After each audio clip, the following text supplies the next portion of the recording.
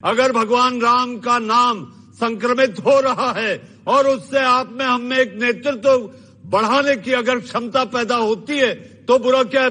प्रभु श्री राम जो है, भगवान श्री राम जी हैं, लॉर्ड राम जी हैं, राजा राम जी हैं, किसी भी रूप में वो स्टडी है, वो एक स्टडी है और वो ह्यूमैनिटीज की स्टडी है, वो सोशल साइंसेस की स्टडी है और उनके ऊपर बहुत सारी रिसर्चेस चल रही है। ऑक्सफोर्ड यूनिवर्सिटी, हार्वर्ड यूनिवर्सिटी, यहाँ पर उन पर रिसर्च चल रही है, उनकी हिस्ट्री पर रिसर्च चल रही है, उनकी मॉडलिटीज पर रिसर्च चल रही है, उनकी थॉट प्रोसेस पर रिसर्च चल रही है। और यदि इसमें लीडरशिप लेसन्स पर बात की जा रही है तो इसमें बुराई क्या है।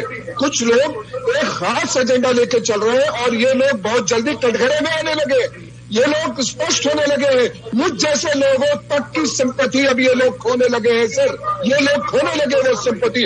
इनका एक एजेंडा है, जो कुछ भी भारत का बिलोंग करता है, जो कुछ भी इंडियन कल्चर से बिलोंग करता है, जो कुछ भी भारत का, ये उसके विरोध में खड़े होंगे। इन्हें खामोखा का विरोध करने की तैयारी करते हैं। ये कैसे हो सकता है जब पूरी दुनिया श्री कृष्ण की लीडरशिप की बात कर रही है, पूरी दुनिया लॉर्ड राम और हनुमान जी की लीडरशिप की बात कर रही है। ये लोग उसका विरोध सिर्फ इसलिए कर रहे हैं कि भारत में राम की बात नहीं होनी। मुझे ऐसा लगता है इस समय पवन सिन्हा जी को लाना जरूरी है क्योंकि डिबेट की मर्यादा खत्म हो रही है।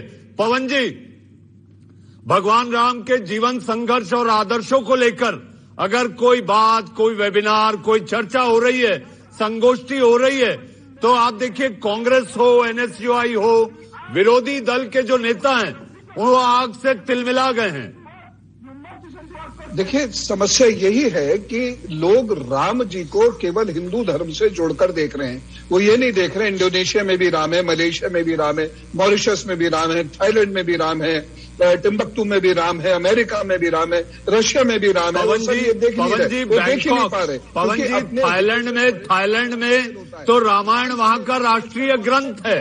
अगर आप जाइए अयोध्या कांड के 100वें सर्ग को पढ़िए, राम राज का गवर्नेंस का क्या कॉन्सेप्ट है, आप जरा समझने की कोशिश कीजिए उस व्यक्तित्व को। अगर वो व्यक्तित्व समझ में आ गया तो भारत के गवर्नेंस की जो स्टेटस है ये 10 गुनी बढ़ जाएगी। राम जी को समझना इसलिए जरूरी है। राम जी के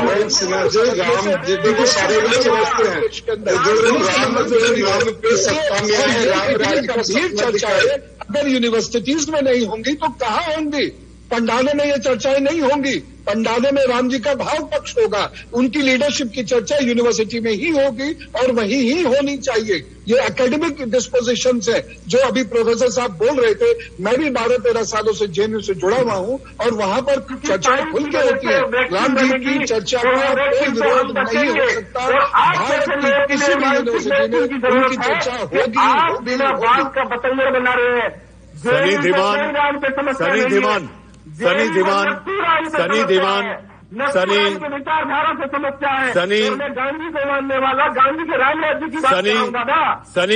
सनी, मैं जो आपसे कहना चाहता हूं और इसे सलाह के रूप में लीजिए आप। सबसे पहली बात तो ये, पहले उस मंच को समझा करिए जहां पर आपको अपने विचार लोकतांत्रिक तरीके से कहने की अदा और मर्यादा आ जाए। दूसरा ये, सनी आप रुकिए, दूसरा ये कि आप मनचाहा कहने के लिए अनचाहा सुनने की भी आदत डालें।